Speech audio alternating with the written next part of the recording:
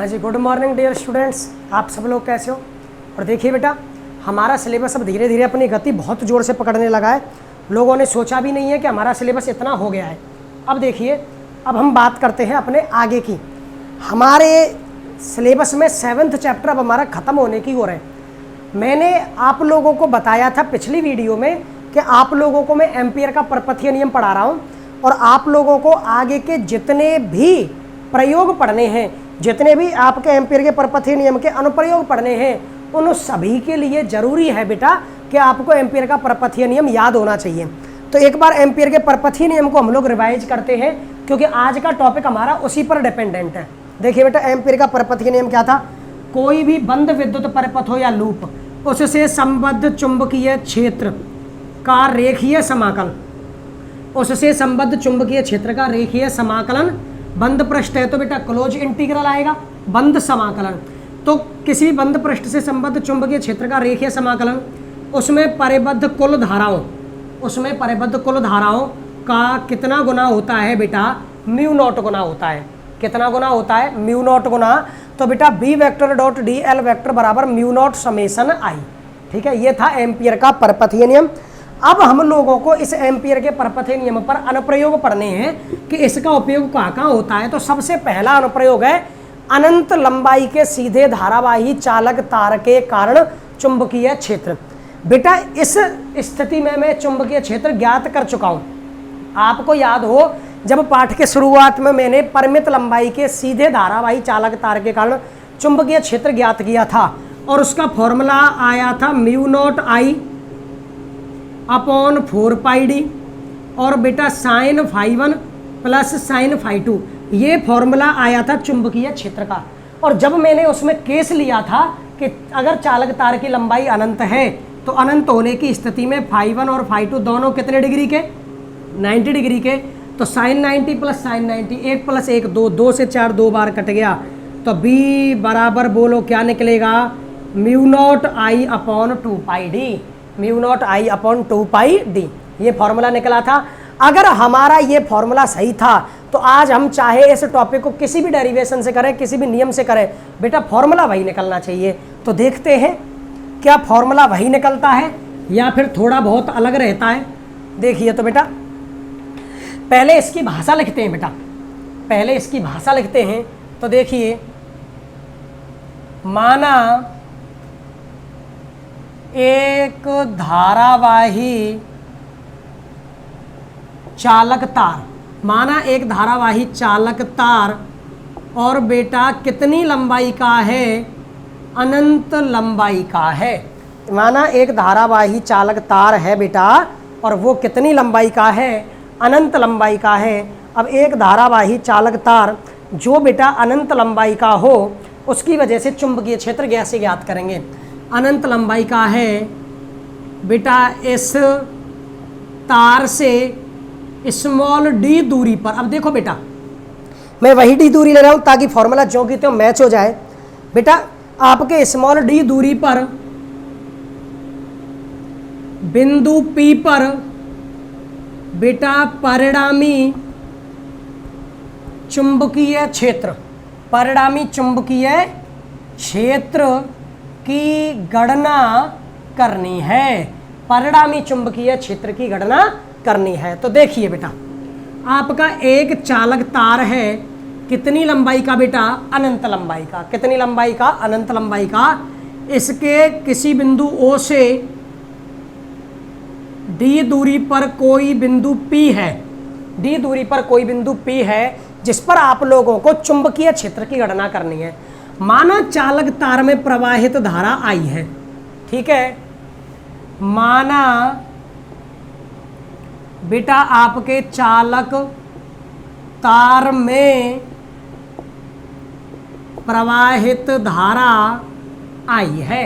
मान लिया इस चालक तार में धारा आई प्रवाहित हो रही है, तो फ्लेमिंग के सीधी धाराओं के लिए नियम से चुंबकीय क्षेत्र की दिशा ज्ञात कीजिए। आप लोग ऐसे तार है, धारा कहाँ की ओर प्रवाहित हो रही है? ऊपर की ओर। तो आप इसको ऐसे ही तो पकड़ोगे। आपका अंगूठा किसकी दिशा में है बेटा? धारा की दिशा में। देखिए धारा की दिशा में अंगूठा है तो चुंबकीय क्षेत्र होगा मुड़ी हुई उंगलियों की दिशा में, यानी बेटा वृत्ताकार। चुंबकीय क्षेत्र कैसा होगा बेटा, वृत्ताकार होगा। अब जब चुंबकीय क्षेत्र वृत्ताकार होगा तो बोलिए इस पर जो चुंबकीय क्षेत्र की दशा होगी बेटा, स्पर्शरेखीय होगी। कैसी होगी, स्पर्शरेखीय। हमेशा किसी भी वृत्ताकार पथ के किसी भी बिंदु पर आपको दिशा लेनी हो, चाहे वेग हो चाहे कोई भी हो, तो आप स्पर्शरेखीय दिशा लेते हो। दूसरी बात बेटा, ये जो चुंबकीय क्षेत्र की दिशा है, इस धारावाही चालक तार की लंबाई के ही अनुदिश आ गई। इसका मतलब है कि बेटा DL की दिशा भी इधर ही, DL की दिशा भी इधर ही हो गई। तो देखिए बेटा, धारा आई है तो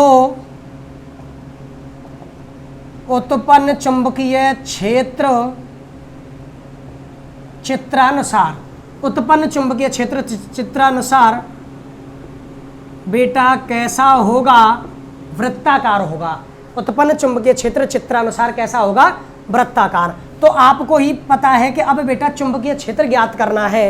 एक धारावाही चालक तार है, उससे d दूरी पर कोई बिंदु P है जहाँ पर हमें चुंबकीय क्षेत्र ज्ञात करना है, और बेटा उस पर चुंबकीय क्षेत्र इस फ्लेमिंग के सीधी धाराओं वाले नियम से वृत्ताकार होगा, और इसके बिंदु P पर चुंबकीय क्षेत्र की दिशा स्पर्शरेखीय है, और बेटा लंबाई अल्पांश की दिशा भी उसी ओर होगी, क्योंकि देखिए चुंबकीय क्षेत्र और धारावाही चालक तार दोनों एक दिशा में।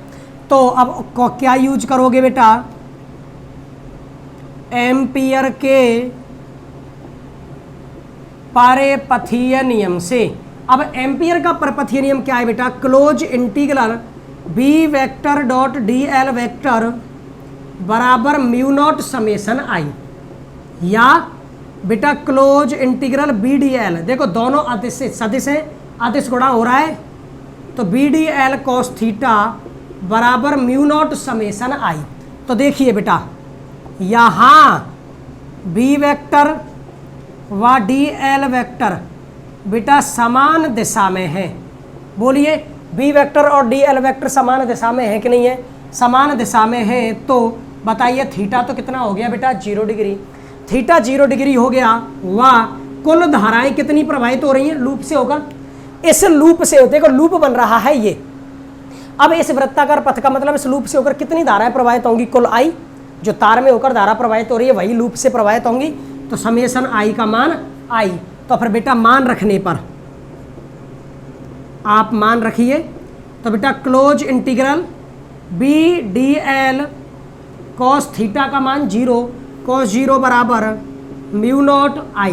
बेटा cos 0 का मान 1, तो क्लोज इंटीग्रल क्या बच गया, BDL बराबर म्यू नॉट I।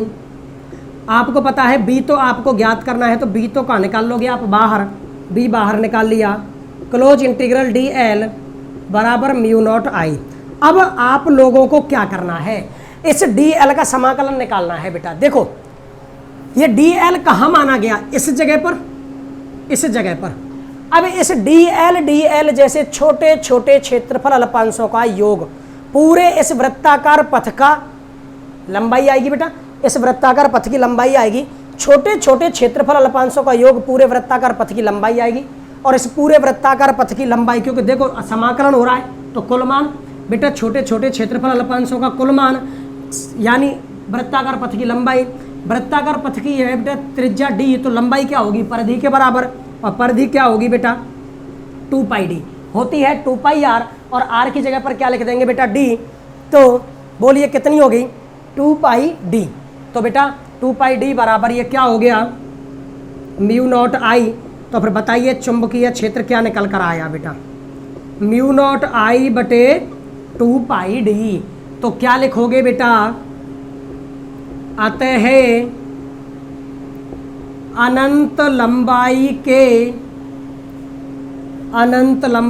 के बेटा सीधे धारावाही, अनंत लंबाई के सीधे धारावाही चालक तार के कारण, अनंत लंबाई के सीधे धारावाही चालक तार के कारण बेटा उत्पन्न चुंबकीय क्षेत्र।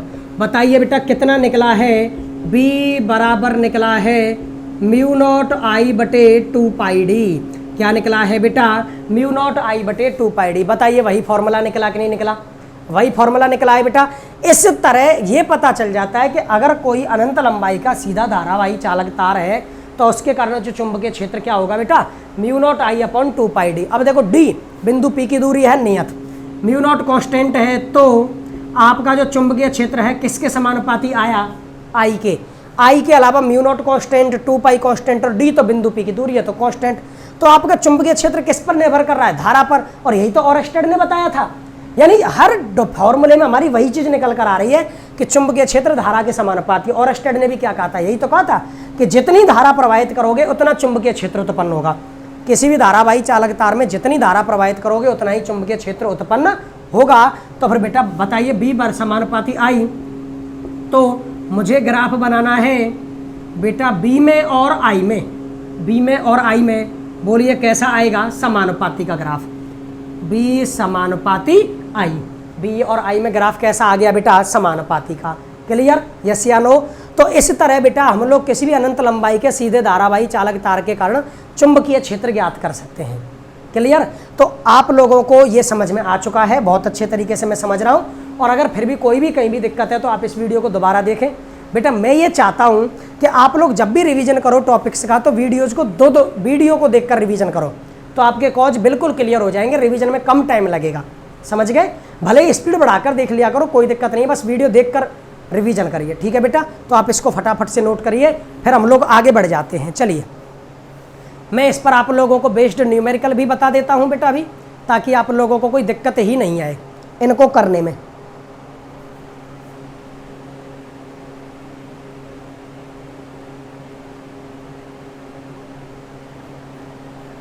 तो चलिए बेटा आप लोग इसको नोट कर रहे हो।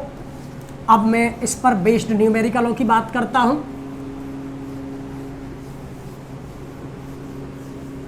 बस एक बात हमेशा याद रखिए, जब भी न्यूमेरिकल करने हो ना बेटा तो वो फॉर्मूले पर डिपेंड होते हैं। अगर आप लोगों को न्यूमेरिकल को ढंग से करना है तो आप केवल फॉर्मूला याद रखिए, बहुत ही बेहतरीन तरीके से आप लोगों को न्यूमेरिकल करने में कोई भी दिक्कत नहीं आएगी। और एक बात और बता दूं आपको बेटा, मैं आप लोग नोट्स वगैरह की टेंशन मत लो, क्योंकि जैसे जैसे मैं आप लोगों को बोर्ड पर लिखाता हूँ यही मेरे ओरिजिनल नोट्स हैं, तो कोई दिक्कत की बात नहीं है, ठीक है बेटा।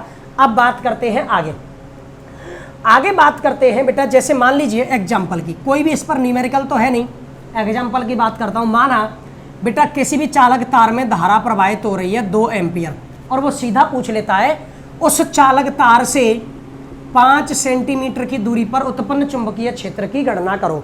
आप चाहो तो क्वेश्चन लिख भी सकते हो, मैं बोलता हूँ क्वेश्चन को।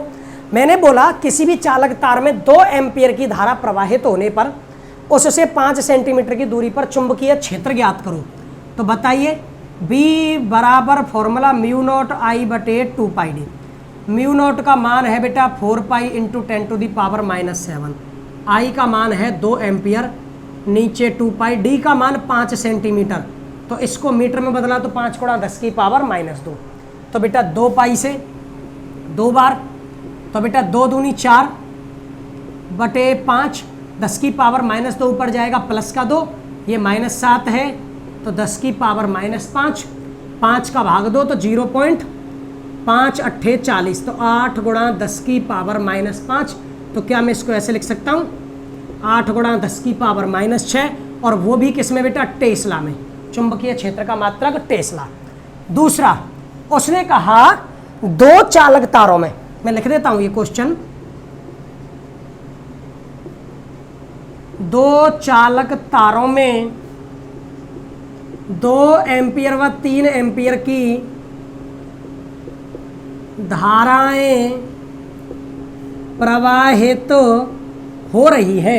2 चालक तारों में 2 एम्पियर व 3 एम्पियर की धाराएं प्रवाहित हो रही हैं, तो इनसे समान दूरी पर उत्पन्न चुंबकीय क्षेत्रों, इनसे समान दूरी पर उत्पन्न चुंबकीय क्षेत्रों में क्या संबंध होगा। आप लोगों को यह बताना है कि 2 चालक तारों में 2 एम्पियर और 3 एम्पियर की धाराएं प्रवाहित हो रही हैं, तो उनसे समान दूरी पर उत्पन्न चुंबकीय क्षेत्रों में क्या संबंध होगा।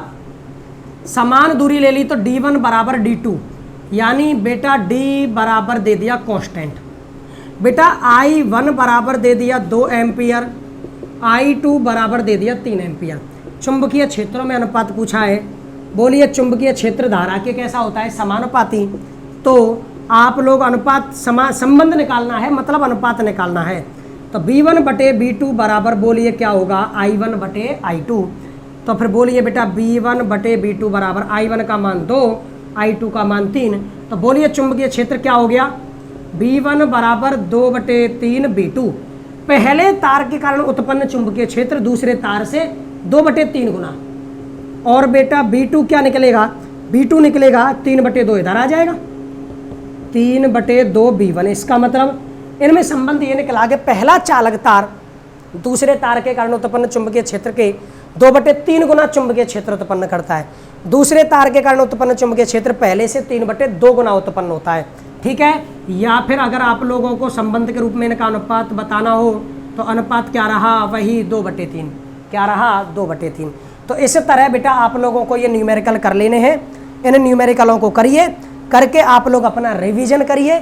मेरी क्लास को 2 बार देखिए ताकि आपको एक एक पॉइंट बिल्कुल क्लियर हो जाए। अब बेटा हमारा 7वां चैप्टर खत्म होने वाला है, 2 या 3 क्लासों में। टॉपिक ही 3 बचे हुए, बेलनाकार चालक, परिनालिका और टोरॉइड। 3 टॉपिकों के बाद ये चैप्टर खत्म हो जाएगा। आप लोग ढंग से पढ़िए, रिवीजन कीजिए। तब तक के लिए हम भगवान से आपके स्वास्थ्य, आपके अच्छे स्वास्थ्य और अच्छे भविष्य की कामना करेंगे। ठीक है बच्चों, जय हिंद, जय भारत।